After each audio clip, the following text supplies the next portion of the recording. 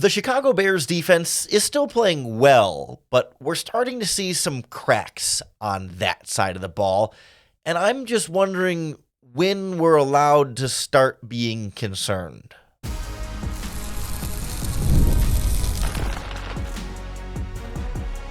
You are Locked On Bears, your daily Chicago Bears podcast. Part of the Locked On Podcast Network, your team every day. This is Locked On Bears, and I'm your host, Lauren Cox. I'm here to bring you your daily, in-depth Chicago Bears news and analysis. You can follow me on Twitter at CoxSports1. You can follow the podcast at Locked On Bears on TikTok, Instagram, Facebook, Twitter, and the Locked On Bears YouTube channel, where you can keep up with all of our video podcasts as well. Thanks for making Locked On Bears your first listen today. We're part of the Locked On Podcast Network, your team every day. Today's episode is brought to you by PrizePicks. Go to prizepicks.com/LockedOnNFL and use our promo code LockedOnNFL to win $50 instantly when you play $5. On the show today, we look at where this Bears defense is starting to show some weak points, some areas where you feel like, man, it's not as dominant as we had come to expect them to be every single week. And you wonder if there's going to be a game here soon where they just really get gashed. I mean, we saw some of that already against the Arizona Cardinals, but it was easier to just be more concerned about this Bears offense giving you nothing, and that makes the defense's job easier. But as the offense starts to figure some things out under Thomas Brown, it puts the defense back under the microscope a little bit when you wonder if could the defense have done a little bit more against Green Bay and help them put that game over the top. So we'll look at where the run defense has been struggling a little bit, where it feels like the pass rush has slowed down a little bit, and also where injuries might be playing a role in all that. And some of it feels like there's some stuff Matt Eberflus has a little bit of control on as well in terms of what's going on with their fronts and coverages on the back end. Like, I think it's worth noting, you held the Green Bay Packers to 20 points. That should be a good enough defensive performance. Like, if you were only giving up 20 points per game as a defense, I think that'd rank right around 10th in the NFL. And on the season as a whole, the Bears are still only giving up about 19 points per game. That's 7th in the NFL. This Bears defense is not playing bad right now, but it just feels like they've been getting farther and farther away from the dominance that it felt like they were achieving earlier this year and certainly last season. And you wonder, you start to fear, is it going to start slipping away a little bit more? Because even in this Packers game, I mean, Jordan Love had 261 yards on only 17 pass attempts. It's a ridiculous yards per pass attempt number there. 150 yards to Christian Watson was definitely concerning in that game. And the Packers ran the ball pretty darn well throughout that contest. And that's kind of where I want to start, is with this Bears run defense, because that's kind of been the weaker side of the defense all season anyway. It started week 1 against the Tennessee Titans when Tony Pollard rushed for 82 yards on 16 carries, and as a whole, the Titans got a lot of what they wanted going in the ground game. Then against the Colts, Jonathan Taylor ran all over them pretty well.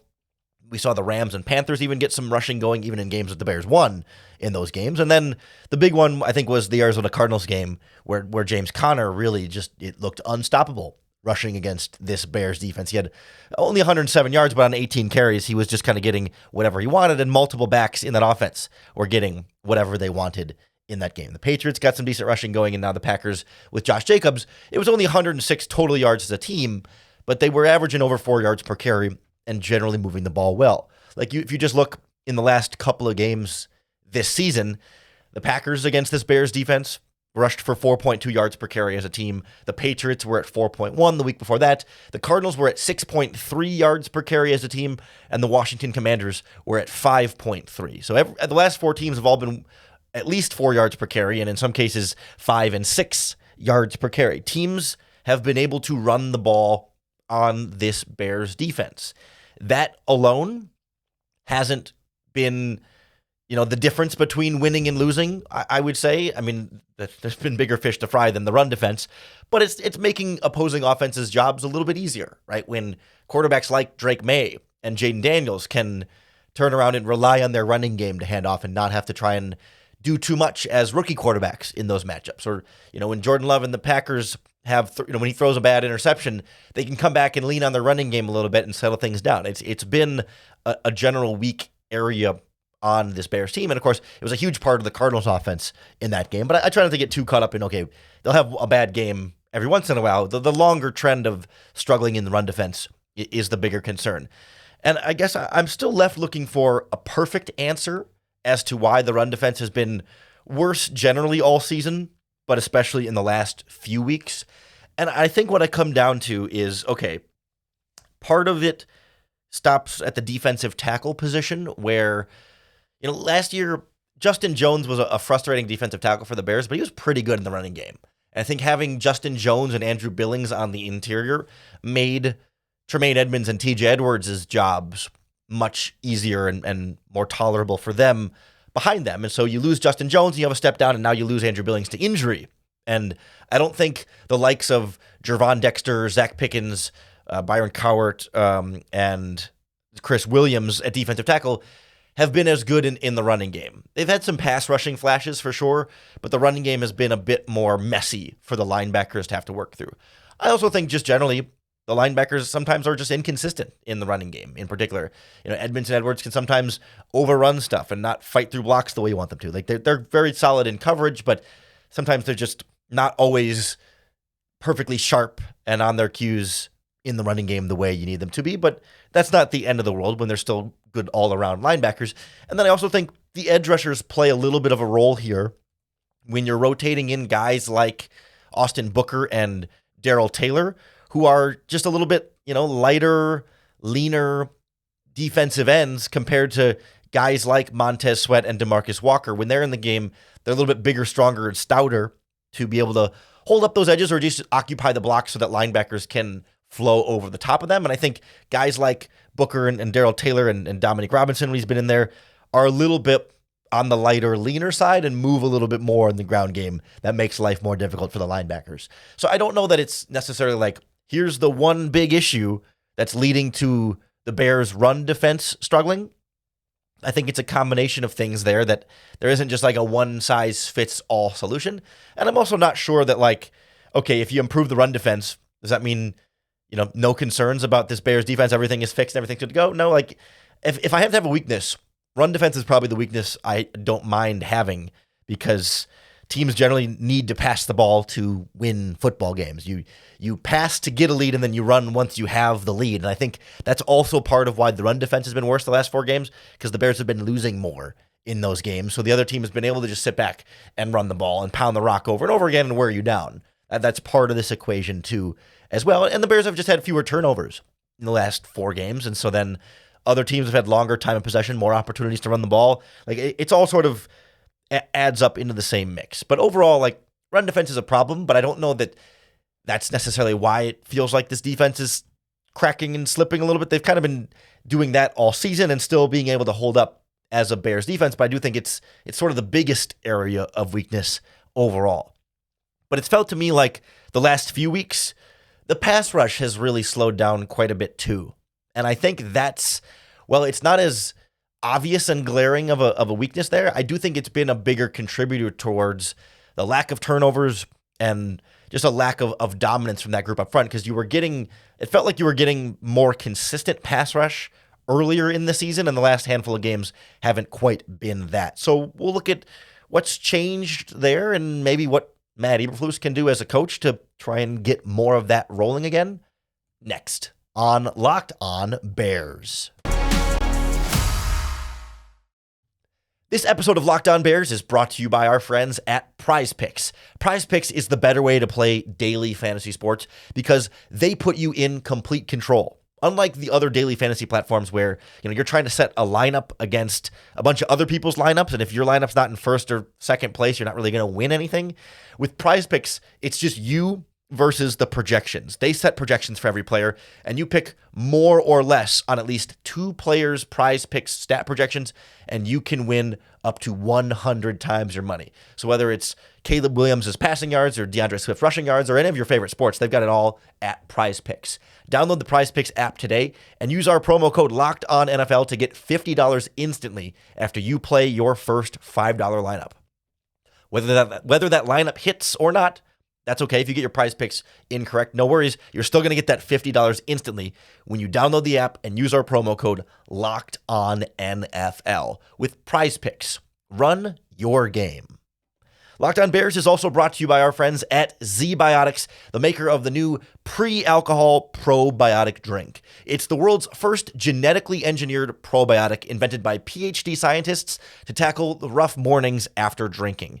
Here's how it works. When you drink, alcohol gets converted into a toxic byproduct in your gut, and it's that byproduct that's to blame for your rough next day. But the pre-alcohol probiotic drink by Zbiotics produces an enzyme that breaks that byproduct down so you don't have that rough feeling the next day. Just remember to make Zbiotics your first drink of the night. Drink responsibly, and you'll feel your best the next day. To try it out, go to zbiotics.com/LockedOnNFL and get 15% off your first order when you use our promo code LockedOnNFL at checkout. Zbiotics is backed with a 100% money-back guarantee. So if you're unsatisfied for any reason, they'll refund your money, no questions asked. Just remember to head to zbiotics.com/LockedOnNFL and use that promo code LockedOnNFL at checkout for 15% off. Run defense has been a consistent problem for the Bears this season, but more recently it feels like the pass rush has dissipated a little bit. It's not gone. They're still getting some pass rush. They still got some pressure on Jordan Love, but it hasn't been as consistent, and it certainly hasn't been as impactful. And I think that's what it feels like has been missing more from this Bears defense is like the big impact plays. That's turnovers, but also sacks, disruptions, quarterback hits, and it doesn't always have to be the big sack, but it's when you hit the quarterback and the ball kind of flies out incomplete because the hit affected the quarterback's ability to throw, right? It's not purely the huge loss of yards from a sack, but it's about taking like the difference between getting pressure on the quarterback where, okay, he has to step up around a pass rusher, and that's disruptive some, but really actually affecting quarterback throws. We just haven't seen as much of that in recent weeks from this Bears defense, and I think there's more that they can do. But yeah, okay, you've had some injuries in the mix, and I want to get into injuries a little bit more here, but Montez Sweat missed a game, Darrell Taylor missed a game. That plays a part here. And missing Andrew Billings overall plays a part. He was having a really, really strong season, particularly as a pass rusher on the interior, and I think that's been a real factor in this Bears pass rush as well. But the bigger lever that I feel like Matt Eberflus can control, because he can't control injuries, is the aggressiveness of this Bears pass rush. And it felt like something that the Bears were doing a lot more of early on this season that they have since gotten away from more and more. Right? We know Matt Eberflus is not overly aggressive, blitz, send the house, extra pass rushers all the time. He's kind of the opposite of Brian Flores in a lot of ways like that. He's not a guy who wants to go all out and blitz you over and over again. But one of the things we had been impressed with Matt Eberflus and this defense about this season was his willingness to not only blitz more, but also just stunt more and send more creative pass rush fronts against opposing quarterbacks. And it's felt like we've gotten away from that the last handful of games.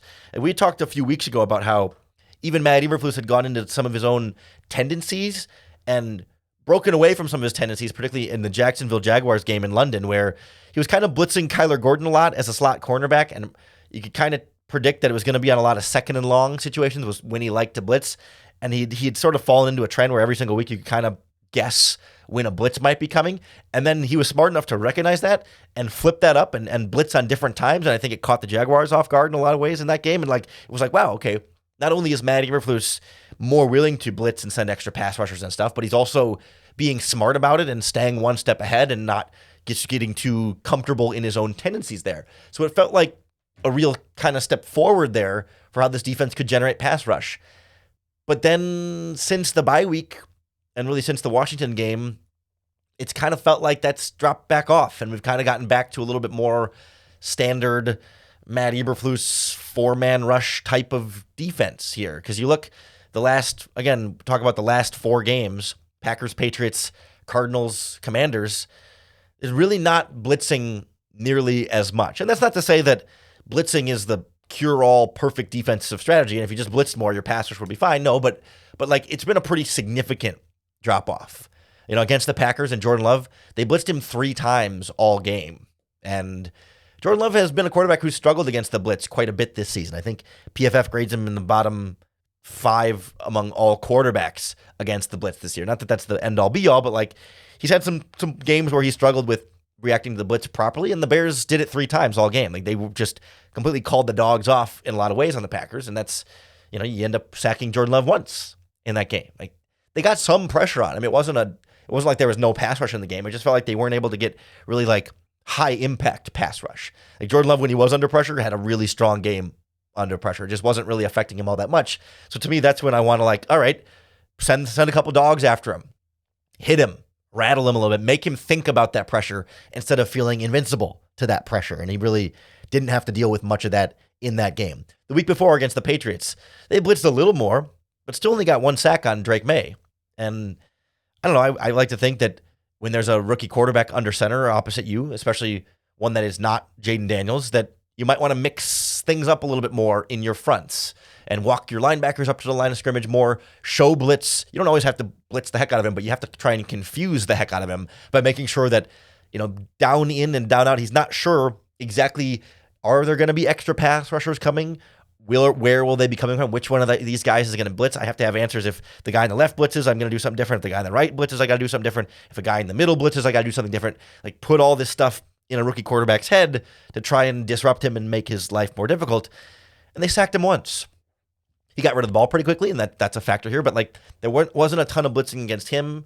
There wasn't much blitzing at all against Kyler Murray and the Cardinals. And that one, you can make a stronger argument to say, okay, you don't want to blitz Kyler Murray because if you blitz him, he might be able to beat you with his legs and scramble. And if he avoids the blitz, there's no one back there then to try and tackle him. Like, again, I'm not here to say that all you have to do is blitz and all your pass rush is solved. There's different equations for different games, but it just feels like, especially the last 2 Packers and Patriots, Matt Eberflus has really kind of stepped off the gas there, and the pass rush has suffered as a result. It just has felt like more traditional 4-man rushes. Maybe you'll stunt a defensive end inside, but there's not a lot of misdirection or confusion for the offensive line to have to try and pick up and figure out where the pass rush is coming from here.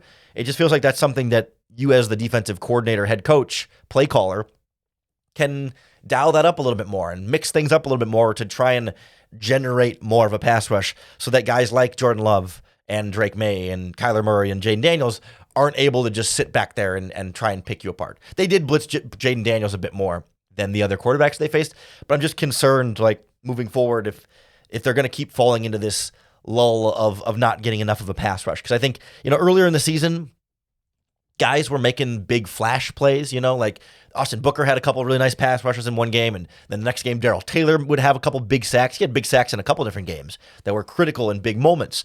Gervon Dexter had some big plays here and there. Montez Sweat was making some big plays. And it just kind of feels like guys haven't been, they haven't been able to keep that up all season, right? You can't expect your backup pass rushers to be highly productive every single week. They'll have a good game here and a good game there, but I think the last couple weeks have been, no one's really had that good game. No one's had that big takeover game. And honestly, Montez Sweat's been a little quiet the last couple of weeks.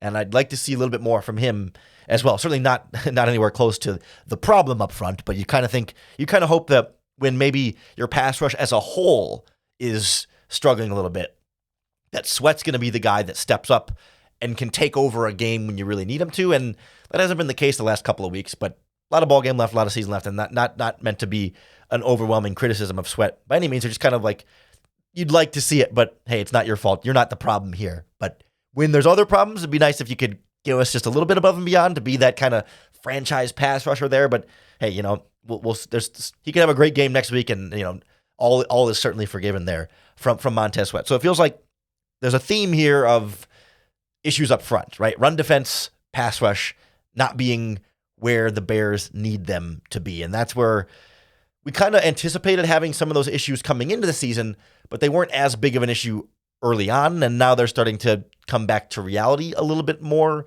there. And it's not like life gets easier with the Detroit Lions offense coming up. And I mean, maybe Sam Darnold and the Vikings, they can get some stuff going here. But I'm also curious a little bit about the back end here, where I think they've been rotating quite a bit. The cornerback opposite Jalen Johnson, and they've had some injuries in the back end, and I think that has contributed some to this as well. So I want to dive a little bit deeper into Tyreek Stevenson since the Hail Mary play and kind of what, and also like how injuries have played some of a role in this for this Bears defense.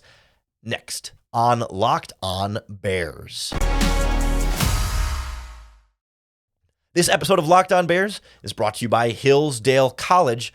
Hillsdale College is offering more than 40 free online courses. That's right, completely free, no cost whatsoever, so that you can spark your curiosity and enjoy learning at no cost. It's like the joys of learning in school and college, but without the obligation, so you can actually like have fun with it and do it at your own pace and not feel like, ugh, I got to get through this class to get through the end of the week or whatever, like you're being forced to be there. No, you can have fun with it at Hillsdale, whether it's some of their cool history courses like the rise and fall of the Roman Republic, or they've got a classical music course or some traditional like math and science courses. All of their courses are self-paced, so you can start whenever you want and tune in wherever you are. Go right now to hillsdale.edu/lockedon to enroll. There's no cost, and it's easy to get started. That's hillsdale.edu/lockedon to register. Hillsdale, HILLSDALE.edu/lockedon. The front end of the Bears defense is certainly not as strong as the back end of the Bears defense, but it's felt like that cornerback spot opposite Jalen Johnson continues to be a little bit of a sore spot for this Bears secondary. That we knew last year during Tyreek Stevenson's rookie season that, there were going to be ups and downs, and he would give up some big plays, but he'd make some big interceptions and pass breakups to kind of balance it out. But the frustration from the Hail Mary play and the Hail Mary game with Stevenson boiled over, and the Bears have, sort of benched him and have been rotating him in at cornerback with Terrell Smith as sort of a partially disciplinary thing and partially just a quality of play thing. And now it's a little bit unclear to me, really, who the better corner is in the long term. Stevenson has higher highs, but I think Stevenson has lower lows. And I'm really curious to watch how that rotation continues to play out over the rest of this season, because we've been seeing it's not a 50-50 split by any means. Stevenson's been playing more than Terrell Smith, but Smith has had some big plays in there too and hasn't been giving up quite as much in coverage comparatively. And you just wonder if over the course of the season, if the long-term future of those two players with the Bears changes trajectories for each one. Like, even if you just look if you just look since that Hail Mary play, so essentially the last 3 games, Packers, Patriots, Cardinals, Tyreek Stevenson has been targeted more, given up more catches, given up more yards. He's given up a touchdown. He's had a couple pass breakups in there, but since that Hail Mary moment, Tyreek Stevenson's given up a 117.9 passer rating when he's been targeted. And when Terrell Smith has been in there, which has been fewer snaps, so okay, the rate of being targeted, he's actually been targeted at a lower rate, but it's hard to kind of get into the nuance of the stats here. But he's only given up 19 yards on 4 catches, 5 targets. Terrell Smith has an interception, has a pass breakup, no touchdowns allowed in a smaller sample size. So it's not perfectly fair to stack them up and say these two things are equal, which one's better, because Stevenson's been on the field more, he's been targeted more. Like there's a weighting to this that separates it, but the passer rating for Terrell Smith is 44.8. The passer rating for Tyreek Stevenson is 117.9. It's a pretty drastic difference in what has happened when quarterbacks target those two guys.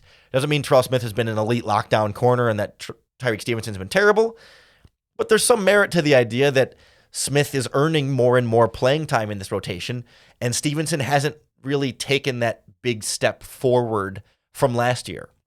Now, we shouldn't expect Tyreek Stevenson to be a finished product as an NFL cornerback halfway through his second season. Like, he's still developing and he's still learning, and he certainly isn't, getting a lot of benefit of the doubt from the fan base because of his non-football antics. But nonetheless, like, he still has time to play better and bounce back and develop into a really solid, steady, consistent cornerback opposite Jalen Johnson. It just feels like it's been the more vulnerable point in this Bears secondary because Jalen Johnson plays well. Kyler Gordon has been great this season. Kevin Byard has been a real revelation for them. And then you start to get to the injury conversation where, okay, Elijah Hicks hasn't been great, but he's had a couple interceptions in key moments. Balls just end up in his arms, and that's right place, right time. He deserves some credit for that as well. Like, he's made some plays here. He's also given up some plays, but for a backup safety, you could do worse than what Elijah Hicks has been able to give you this season. And, you weren't really counting on Brisker being out. And, of course, Kyler Gordon missed a couple games in there, and you had some other guys rotating in the slot, and that was creating some vulnerabilities in the back end. So it's not purely just a Tyreek Stevenson conversation here. But I just wonder what this holds for the long-term future. Like, that's something I'm going to be watching really closely over the remaining, 7-8 games left in this season, is like how that plays out. Is Tyreek Stevenson legitimately risking losing his starting job over the final stretch of this game? Like, if Terrell Smith keeps rotating in and making pass breakups, making interceptions, not giving up big plays downfield, there's going to be a legitimate competition for that spot next year between those two guys. But if Tyreek Stevenson can, really learn some lessons here from the mistakes he's made and settle back in, dial in a little bit, and make a few more big plays, an interception or two, a couple pass breakups, and limit the explosive plays he allows on the back end in coverage, he can sort of re-establish himself as the cornerback of the future opposite Jalen Johnson in this defense. It just starts to get interesting when, we're coming up on next year will be the last year of Kyler Gordon's rookie contract and the last year of Jaquan Brisker's rookie contract. And the Jaquan Brisker concussion thing is really concerning and also going to have a big impact on his long-term future with the team. I mean, obviously, we did a whole podcast about this a couple weeks ago, so I don't need to rehash the whole Jaquan Brisker concussion conversation, but obviously super concerned for him as an individual and just his health, his well-being, being on injured reserve after concussion. And now he's had concussions every year the last 3 years. Like, you feel really bad for the player, but then also, like, do you give that player a long-term contract extension if you have concussion concerns about him long-term? So then, okay, if you end up giving Kyler Gordon a big contract, now you're paying Jalen Johnson and Kyler Gordon big money at corner. You're not going to pay a third corner big money, so then you kind of have to roll with Tyreek Stevenson on a rookie contract, and then eventually, when his contract's up, let him go because you're already paying Jalen Johnson and Kyler Gordon. I mean, there's going to be some long-term difficult questions here the Bears have to answer on their back end, but at least these are the questions of, oh no, we have too many good players. Which ones do we keep? As opposed to, oh no, we have bad players. Where can we find good players? Like, this is certainly a better problem to have on the future in the back end. But in the meantime, it's sort of the weak link in the secondary being determined by these two guys rotating in there. And I wonder if they'll settle on one guy at some point and just say, all right, Stevenson's the guy. Sorry, Terrell Smith, go back to the bench, or vice versa. Terrell Smith's the guy. Sorry, Stevenson, you're going to sit the rest of this one out and be a backup for the rest of the year. That's really going to be fascinating to watch. But I think if Matt Eberflus can get the defense to rush the passer a little bit more consistently again, and maybe stop the run a little bit more consistently again, that then makes Tyreek Stevenson's job easier. That makes Terrell Smith's job easier, Elijah Hicks's job easier, and then they can play better football and play their best football when they're getting more support from the front seven in both the running game and the pass rush department. Like, there's such a symbiotic relationship across the defense that the more you try and isolate an individual position group or player, the less context you have to understand why he is or isn't playing well in that spot. And so I try not to get too narrowly focused on one individual player, because him giving up a catch can sometimes depend on what other players are doing in coverage and who's picking up what responsibility and how quickly the pass rush gets there. And so we can be patient with these corners while also saying, hey, we're keeping an eye on this one moving forward. You can be sure we'll have Stevenson and Terrell Smith updates each and every week here on the Locked On Bears podcast. So make sure you hit that subscribe button on YouTube or wherever you listen to podcasts. That's going to be the best way to keep up with all of our daily, in-depth Chicago Bears news and analysis. Coming back tomorrow, as we'll have Crossover Thursday, we'll be joined by Luke Braun, the host of Locked On Vikings, to figure out how much Brian Flores is going to blitz Caleb Williams and whether Sam Darnold is actually any good or not, or if the facade is kind of worn off and now there's real concerns about him, or if he just kind of had a bad game in there. I don't know how much I trust this Vikings offense, but I certainly trust that Vikings defense, and we will get to the bottom of it on tomorrow's podcast with Luke Braun. So make sure you come on back tomorrow, make Locked On Bears your first listen once again, so that you can get your next opportunity to bear down.